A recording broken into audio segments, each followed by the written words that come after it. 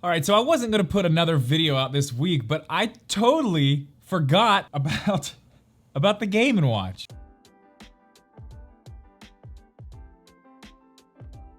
All right, so I just want to do a really quick video on the Game & Watch because honestly, I didn't even know if I was going to be able to get one of these things. I totally forgot this thing was coming out until last night at about 1:30, and I just happened to jump on Best Buy's website and I got one. I had to wait in a queue to get one, and it looks like there's still some available today, but none in my area. So I was actually pretty lucky to get my hands on one of these things. So I definitely wanted to do a quick video and just show you guys what this thing's all about. So quickly, let's start off with the box here. The box is actually a lot smaller than I thought it was gonna be. For some reason, the pictures I saw that they kept advertising, the box looked a lot bigger. Not a huge deal, but it is actually very small. And if you can see here, it's got all the Super Mario Bros. Branding on it, but that's actually a clear plastic slide that comes off there. And then you see underneath that, it's kind of more like the original box would look. I don't know what these boxes actually looked like back then when it came out, but I imagine something like this. And it takes away the Super Mario Bros. Logo and just puts ball, as you can see there,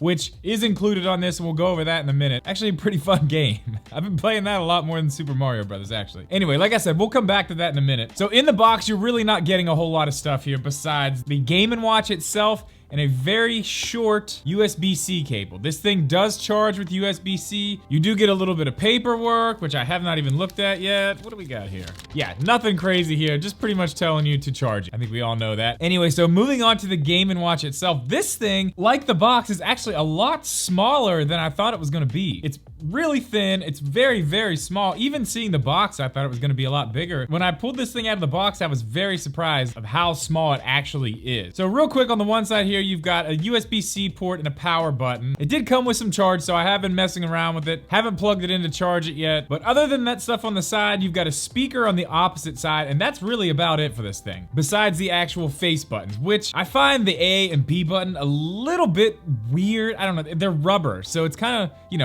you're not doing any competitive gaming on this thing, so it's not that big of a deal. Yeah, the rubber button's a little weird. They also have a game, time, and pause/set button. Those are also rubber buttons, but that doesn't really matter. When you hit the game button, it's gonna give you the option of playing Super Mario Bros., Super Mario Bros. 2, which is the Lost Levels, and then you can play ball. The next button is a time button, which is just gonna take you to the clock screen. There are a bunch of other options with the clock, which we'll go over in just a second. Actually, Nintendo just announced some other stuff on Twitter that we're also gonna go over, some secrets this thing has, which I think adding little things like that is really awesome, especially with something like this that's, it's more for collectors than anything. So adding those little Easter eggs and hidden things, I think it's very cool. So anyway, so the last button of the three here is a pause set button. That's how you're gonna pause your game, set the clock, pretty standard stuff here. The D-pad on this thing, for as small as it is, I have to say, it's pretty good. It's a decent D-pad. It really reminds you a lot of the original NES D-pad. Obviously smaller, and I didn't have the original version of this Game & Watch, so I don't know if it's like that one, but this one's pretty good. And then of course, the last thing that we need to talk about really on the front side of this thing is the screen, and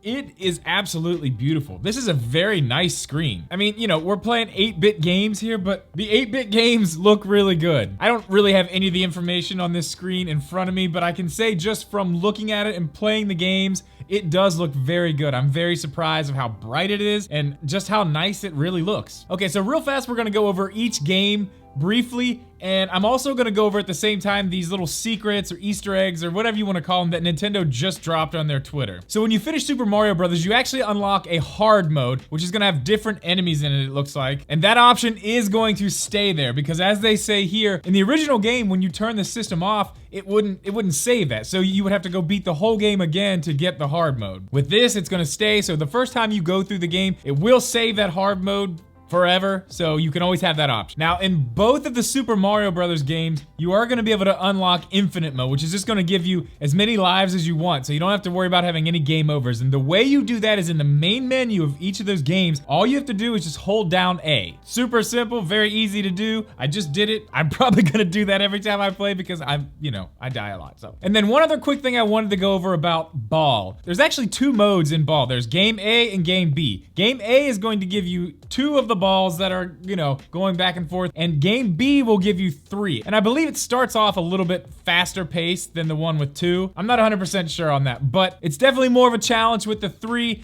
And then in that one, also they just announced on their Twitter that if you hold A in the main menu of that, you're actually going to be able to play as Luigi. So, you know, not a huge thing there, but it's cool. It's cool that they include little things like that. Now, there are a few things in the clock that happen at certain times of day they just announced as well. We'll go ahead and go over those. The first one, it looks like at 7 a.m. Monty Mole will appear out of the ground and start running around, which, I mean, it's a nice little touch. So at 1:11 a.m. and p.m., there will be 3 bloopers that come on screen, which those are like the little squid things from Mario. And those will be swimming around, I don't know how long, maybe just for the minute, I don't know. And then at 5:55, the blocks that show the time actually turn into coins. Again, I don't know if it's just for that minute. We're coming up on 1:11, so I'll be able to figure that out here soon. But that's really about it for this thing. You know, it's a very simple product. Like I said, it's more for collectors than anything. And at this point, if you can find one, I would say definitely pick it up if you want it, because they are going to be difficult to find, it looks like. I was kind of questioning whether they actually would be that hard to get a hold of, but yes, it does look like they are going to be slightly difficult to get a hold of, and they are a limited release as well. So if you want one and you find one, I would say go ahead and definitely pick it up when you see it. But guys, that's going to go ahead and do it for this one. Like I said, I just wanted to get a little quick video out because I forgot about this thing completely till last night, and I did end up getting my hands on it, so I definitely wanted to share it with you guys. But with all that said, thank you guys so much for watching. Please leave a like, make sure you are subscribed, and we'll see you in the next one.